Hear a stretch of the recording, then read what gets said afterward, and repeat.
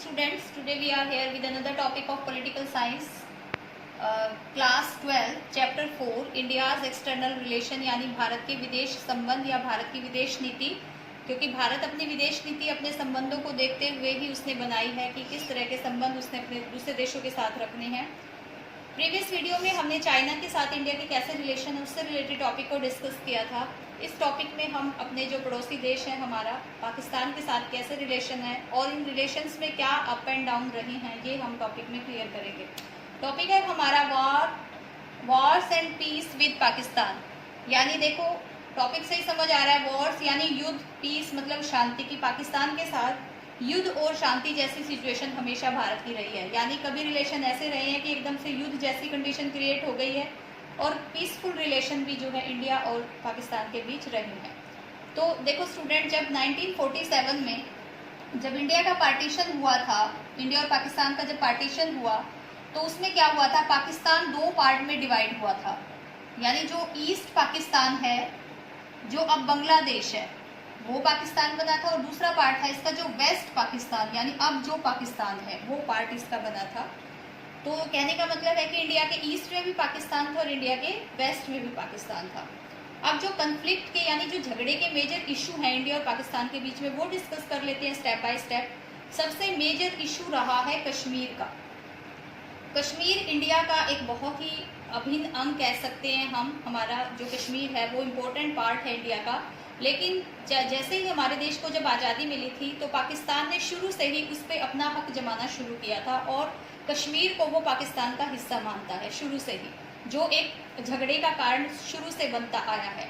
इस वजह से आज तक जो हमारा कश्मीर का पार्ट है वो आज तक भी सेफ जोन में नहीं आता। एक तरह से पाकिस्तान वहाँ पे जो टेररिस्ट एक्टिविटीज़ हैं उनको करता रहता है, क्योंकि उसने कश्मीर, वो हमेशा कश्मीर को इंडिया से ऑक्यूपाई करने की कोशिश करता है।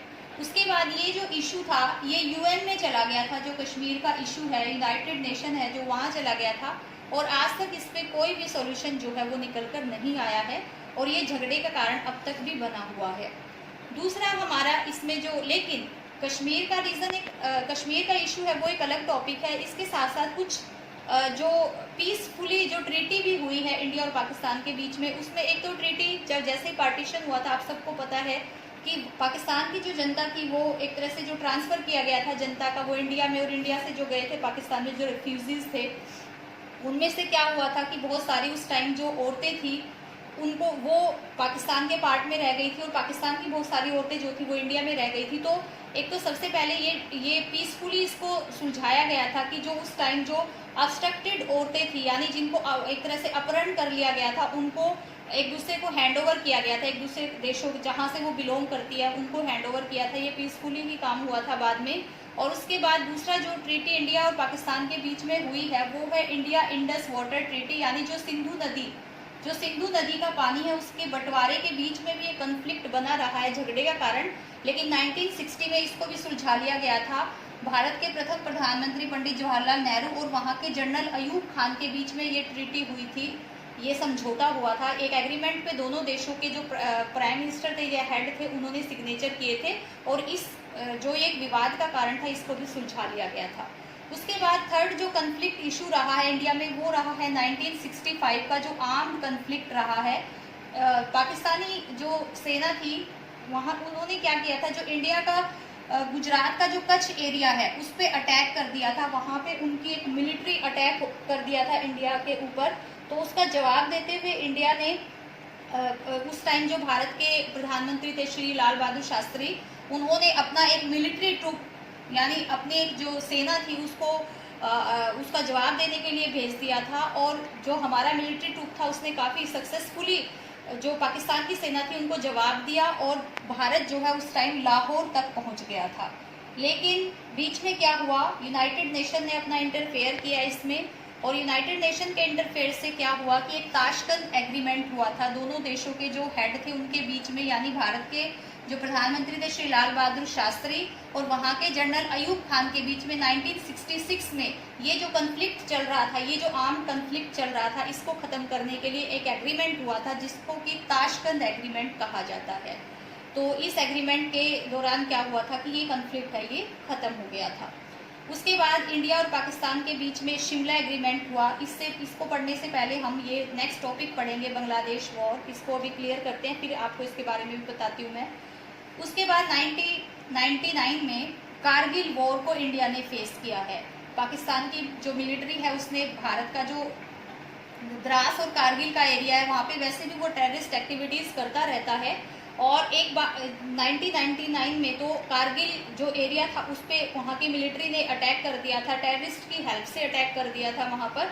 तो उसका भी भारत ने उनको जवाब दिया था और इसमें भी जो विक्ट्री वो है वो भारत को मिली थी। उसके बाद देखो बांग्लादेश वॉर कैसे रिलेट करता है शिमला एग्रीमेंट से। बांग्लादेश जो आज पहले 1971 से पहले ये एक कंट्रोवर्शियल प्लेस बन चुका था, क्योंकि यहाँ पे क्या हुआ था, ये ईस्ट पाकिस्तान का पार्ट था और वेस्ट पाकिस्तान के जो रूरल थे, तो वेस्ट पाक के जो रूलर थे वो ईस्ट पाक यानी कि बांग्लादेश पर भी मतलब एक तरह से वहीं उन्हीं का रूल वहाँ पे चलता था। तो इससे क्या हुआ था, एक डिस्क्रिमिनेटेड पॉलिसी उन्होंने अडॉप्ट की हुई थी, यानी जो ईस्ट पाकिस्तान जो आज बांग्लादेश है उसके साथ वो सिमिलर ट्रीटमेंट उनकी नहीं थी, एक जैसा व्यवहार नहीं था। वहाँ के जो लोग थे उनको एक तरह से सेकंड सिटीजनशिप की तरह रखा जाता था, यानी कि जो प्रेफरेंस थी वो वेस्ट पाकिस्तान के लोगों को ज़्यादा मिलती थी। तो वहाँ पे क्या हुआ, 1997 में जो इलेक्शन हुए वहाँ पे एक स्प्लिट वर्डिक्ट आया, यानी जो जनादेश था वो बिखरा हुआ जनादेश था। तो जो वेस्ट पाकिस्तान यानी जो पाकिस्तान है अब, वहाँ पे जुल्फिकार भुट्टो की जो पार्टी थी वो जीती और जो ईस्ट पाकिस्तान बांग्लादेश है वहाँ पर एक तरह से वर्डिक्ट चेंज हुआ और अवामी लीग जो पार्टी थी उसके लीडर थे शेख मुजाहिब रहमान। उन्होंने वहाँ पे बहुत सारे वोटों से विजय हासिल की। इससे क्या हुआ कि एक पार्टीशन की सिचुएशन वहाँ क्रिएट हो गई। जुल्फिकार भुट्टो की जो पार्टी थी उनको ये वर्डिक्ट पसंद नहीं आया और उन्होंने क्या किया, वहाँ के जो ये शेख रहमान थे इनको अरेस्ट कर लिया। अब वहाँ पे एक स्ट्रगल जैसी सिचुएशन हो गई और जो ईस्ट पाकिस्तान यानी जो बांग्लादेश के लोग हैं वो लिबरेट बांग्लादेश यानी उस पार्ट को वेस्ट पाकिस्तान से अलग देखना चाहते थे।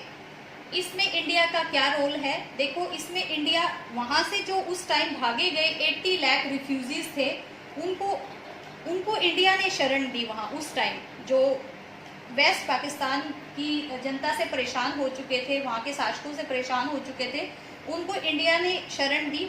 इससे पाकिस्तान काफ़ी गुस्से में आ गया क्योंकि उसको लगा कि इंडिया हमारे बीच में इंटरफेयर कर रहा है।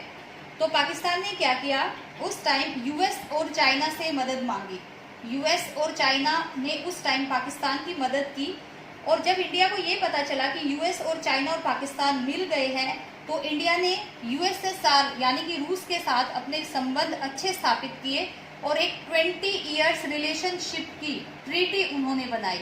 इस ट्रीटी के अंडर क्या था कि अगर कभी भी इंडिया के ऊपर कोई अटैक हो जाता है तो यूएसएसआर जो है उसकी पूरी तरह से हेल्प करेगा। और ऐसा ही हुआ 1971 में जो पाकिस्तान की मिलिट्री थी उसने इंडिया पे अटैक कर दिया तो इंडिया ने उसकी जवाबी कार्रवाई उसकी की और जो ईस्ट पाकिस्तान था वहाँ पर इंडिया की जो फोर्स है वो वहाँ तक पहुँच गई। ढाका जो आज बांग्लादेश की कैपिटल है वहाँ तक इंडिया की फोर्स पहुँच गई और बाद में एक एग्रीमेंट हुआ जिसको कि शिमला एग्रीमेंट कहा जाता है।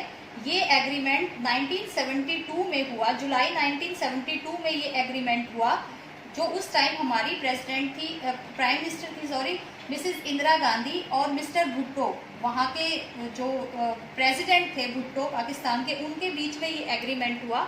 और इस एग्रीमेंट के दौरान क्या हुआ कि जो ये कन्फ्लिक्ट चल रहा था ये ख़त्म हुआ और बांग्लादेश जो है वो एक नया देश उभर कर वर्ल्ड के मैप पे सामने आया, यानी कि जो ईस्ट पाकिस्तान है वो वेस्ट पाकिस्तान से फ्री हो गया। तो इस एग्रीमेंट के अंडर यही साइन हुआ था।